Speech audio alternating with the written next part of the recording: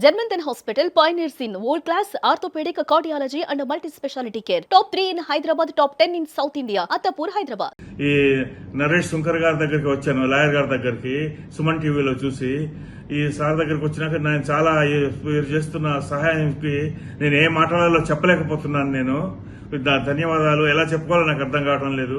Advocate Sunkari Naresh is like a god to us now. And I came here, I happened to tell my problems. He very readily agreed to solve my problem. And as an ex-serviceman, I am ever thankful to Advocate Sunkari Naresh for his selfless service for the fraternity of ex-servicemen of Telangana. Thank you. A young dynamic advocate, Mr. Sunkar Naresh, I am very thankful to his services. ఇప్పటి వరకు ఆ పెద్దవాళ్ళందరూ చెప్తున్నటువంటి సుంకర నరేష్ గారు ప్రముఖ high court advocate ప్రస్తుతం మనతో పాటు ఉన్నారు. ఒకసారి మాట్లాడదాం. నమస్తే అండి. నమస్తే అండి. ఇప్పుడు చూశాను, మీరు గతంలో మన దగ్గరే చెప్పున్నారు, పెద్దవాళ్ళకి ముఖ్యంగా మన దేశం కోసం మన కోసం పనిచేసి కష్టపడి ఆ తర్వాత రిటైర్ అయిపోయిన తర్వాత వాళ్ళకి వచ్చినటువంటి భూముల్ని సరైన సమయంలో సరిగ్గా వాళ్ళు వినియోగించుకోలేనటువంటి పరిస్థితుల్లో ఉన్న వాళ్ళందరికీ నేను సాయం చేస్తాను. అప్పుడే చాలా మంది మిమ్మల్ని అప్రోచ్ అవుతున్నట్టున్నారు. అయితే ఈ సందర్భంగా చిరంజీవి గారు మూవీలో ఒక డైలాగ్ గుర్తొస్తుందండి నాకు. ఏజ్డ్ పీపుల్ అంటే వాళ్ళు బరువు కాదు, దేశానికి సంబంధించినటువంటి పరువు అని చెప్తుంటారు. చాలా బాగా అనిపిస్తుంది ఆ డైలాగ్. ఆ డైలాగ్ కూడా ఇప్పుడు మీకు చూపిస్తాను నేను ఒకసారి. సీనియర్ సిటిజన్స్ అంటే బరువు కాదు, ఒక దేశం పరువు. అది గుర్తొస్తుంది. ఆయన రీల్లో చెప్పారు, మీరు రియల్గా చేస్తున్నారు. సో ఎందుకు ఇలాంటి థాట్ వచ్చింది? ఇది కంటిన్యూ చేస్తారా లేకపోతే కొంతవరకు చేసి ఏమన్నా ఆపుతారా? ముందుగా మీకు ప్రత్యేకమైన నా ధన్యవాదాలండి, నా తరపున కూడా, అదేవిధంగా సైనికులందరి తరపున కూడా. ఎందుకంటే కనుక ఇటువంటి కాన్సెప్ట్లు ప్రజల్లోకి వెళ్ళడానికి మీలాంటి వాళ్ళు సహాయ సహకారాలు లేనిదే ఇది సాధ్యపడదు. ఇకపోతే ఇటువంటి కార్యక్రమం చేయడానికి ప్రధానమైన కారణం ఏంటి అంటే కనుక దేశభక్తి అంటే ఏంటి, దేశానికి నేనేం చేయాలి అనే ఒక ఆలోచన నాలో కలిగినప్పుడు జనవరి 26 ఆగస్టు 15 రోజు ప్రతి ఒక్కరు కూడా వైట్ అండ్ వైట్ వేసుకుని ఫ్లాగ్ హోస్టింగ్ జరిగేటప్పుడు ఫోటోలు దిగేసి వెళ్ళిపోతూ ఉంటారు. దాని తర్వాత మన దేశానికి ప్రత్యేకంగా ఉండాల్సిన జాతీయ జెండాని కింద వేయడము, అదేవిధంగా ఒక మురుగు కాలువలో వేయడము, అంటే మనం చెప్పలేనటువంటి విధంగా ఆ జాతీయ జెండాల్ని పడవేయడం జరుగుతుంది. నేషనల్ ఫ్లాగ్ కోడ్ అని చెప్పని ఉంది. ఒక బాధ్యత కలిగిన వ్యక్తిగా, ఒక న్యాయవాదిగా, అదేవిధంగా ఒక కంటెస్టెడ్ ఎమ్మెల్యేగా, ప్రజల పట్ల, సమాజం పట్ల, దేశం పట్ల బాధ్యత కలిగిన వ్యక్తిగా నేను వెన్నెల ఫౌండేషన్, నా ఫౌండేషన్ ఆధ్వర్యంలో ప్రతిరోజు ఆ యొక్క జాతీయ దినోత్సవాల రోజున నాకు తోచిన విధంగా ఆ ఏరియాలో తిరిగి సంబంధించి కింద పడిపోయినటువంటి పునర్వినియోగించలేనటువంటి జెండాల్ని సేకరించి గౌరవప్రదంగా ఖననం చేసేటువంటి కార్యక్రమం ప్రతి సంవత్సరం జరుగుతుంది.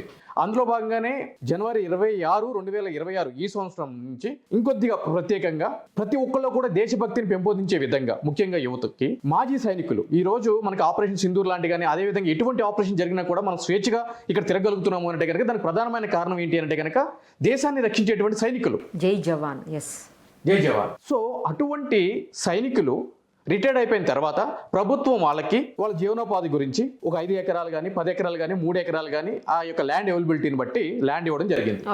10 సంవత్సరాల తర్వాత సదరు ల్యాండ్ని మీరు అమ్ముకోవచ్చు అనే క్లాస్తో కూడా ఆ అసైన్మెంట్ పట్టాలో క్లియర్గా పొందవచ్చు ఉంటుంది. సో ఇక్కడ ఏం జరుగుతుంది అని అంటే కనుక సదరు మాజీ సైనికులు దాంట్లో పొజిషన్లో ఉంటారు, పాస్బుక్స్ ఉంటాయి, వాళ్ళు బోర్ వేసుకుంటారు, పంట పండించుకుంటారు, అన్నీ ఉంటాయి.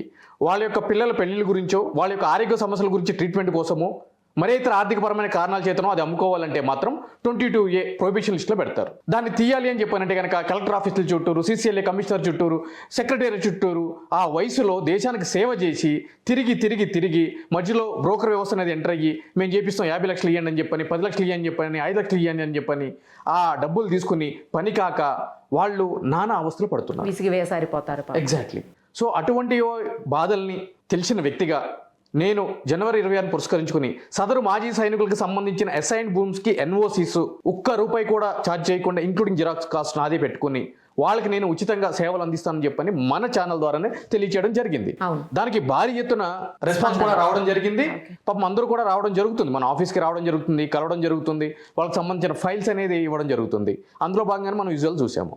అది చూసిన తర్వాత సర్ప్రైజింగ్ ఫ్యాక్టర్ ఏంటి అంటే కనుక ఇప్పుడు ఆ విజువల్ చూస్తే అంటే చిరంజీవి గారు ఖైదీ నెంబర్ 150 మూవీలో ఏదైతే కనుక వావిలాల్ గోపాలకృష్ణయ్య గారి గురించి కానీ, మదర్ తెరీసా గారి గురించి కానీ, అదేవిధంగా మహాత్మా గాంధీ గారి గురించి కానీ, అంటే ఒక వయసు అదేవిధంగా దేశానికి సేవ చేసేటువంటి వ్యక్తులు అది డేట్ ఆఫ్ బర్త్కి డేట్ ఆఫ్ డెత్కి మధ్య ఉన్నటువంటి జస్ట్ ఒక నెంబర్ మాత్రమే అని ఏదైతే ఉంటారో ఆ రీల్ని ఈరోజు రియల్గా అంటే ఇప్పుడు నాకు అర్థమవుతుంది, మనము మనస్సాక్షిగా మనస్ఫూర్తిగా ఒక మంచి పని చేయాలి సమాజానికి అని అనుకున్నప్పుడు ఆ యొక్క ఆలోచన మనకి మంచిదైనప్పుడు ఈ విధంగానే సక్సెస్ అవుతుంది అని చెప్పని నాకు అనిపించిందండి.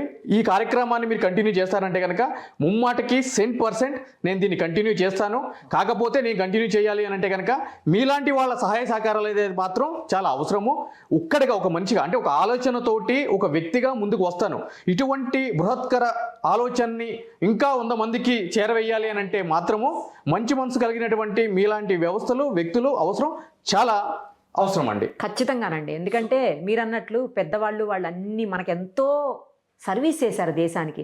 అలాంటి వ్యక్తులు వాళ్ళ ఇబ్బందుల్లో ఉంటే మీలాంటి వాళ్ళు ముందుకొచ్చి, అంటే నరేష్ గారంటే ఇప్పటివరకు ఒక యాంగిల్ చూస్తుంటారు, బట్ ఆయనలో ఇలా మానవత్వం అనే కోణం కూడా ఉందనేది మరో యాంగిల్ చూపిస్తున్నారు ఇప్పుడు మీరు. దేశం కోసం అంటే ఇక్కడ ఏం జరుగుతుందంటేనండి, ప్రతి ఒక్కరికి కూడా నాకేం అవసరము, ఇప్పుడు మెజారిటీ పీపుల్ ఈరోజు ఎలక్షన్ జరిగినప్పుడు కూడా majority educated people youth vote percentage ఉండదండి. ఎందుకు అని అంటే కనుక నాకేమిస్తారు, నాకేం అవసరం, ఏ ప్రభుత్వం వచ్చినా నాకేం చేస్తుంది, నాకేమో డబుల్ బెడ్రూమ్ ఇల్లు ఇచ్చేది ఉందా, నాకేమో రేషన్ కార్డు ఇచ్చేది ఉందా, నాకేమో బతుకమ్మ చీరలు ఇచ్చేది ఉందా, ఉద్యోగాలు వస్తాయా, నేను ట్యాక్స్ కడుతున్నా కదా అని చెప్పని అంటున్నారు. సో ఆ ధోరణి పోగొట్టాలి అని అంటే కనుక అండ్ కాంటెంపరీ ఎవరో ఒకళ్ళు ముందుకు రావాలండి. జెండా పట్టుకునే పరిస్థితి నుంచి మనము ఒక నాయకుడిగా ఎదిగే పరిస్థితికి ప్రతి ఒక్కరు వాళ్ళ ప్రొఫెషన్స్లో ఎదిగినప్పుడు మాత్రమే ఈరోజు దేశం అభివృద్ధి చెందటం అని అంటే కనుక ఇక్కడ అంటే దేశ ప్రధాని గారు ఒక్కళ్ళు మాత్రమే భుజాన్ని వేసుకుని ముందుకు వెళ్ళి పక్క దేశాలు తిరిగి బయోలెటరల్ టైస్ చేయడం కాదు. ప్రతి ఒక్క పౌరుడు కూడా తన యొక్క ప్రాథమిక బాధ్యత విధులు నిర్వహించినప్పుడు మాత్రమే దేశం ప్రగతి వైపు ముందుకు వెళ్తుందండి. రైట్ అండి. మీరు ఏదన్నా ఒక నంబర్ ఇస్తే దాన్ని స్క్రోల్ చేస్తాం ఇలాంటి వ్యక్తుల కోసం. 7710678678. ఎవరైతే కనుక మాజీ సైనికులకి సంబంధించి ఎస్ఐన్ భూమ్ ఎన్ఓసిస్ పెండింగ్లో ఉన్నాయో వాళ్ళందరికీ కూడా నా సొంత ఆర్థిక భారంతో నా సొంత డబ్బులతో ఖర్చు పెట్టి వాళ్ళకి చేసే బాధ్యత నాది. ఒక భారతదేశ పౌరుడిగా అది నా ప్రాథమిక బాధ్యత. థ్యాంక్ యూ అండి. Thank you so much.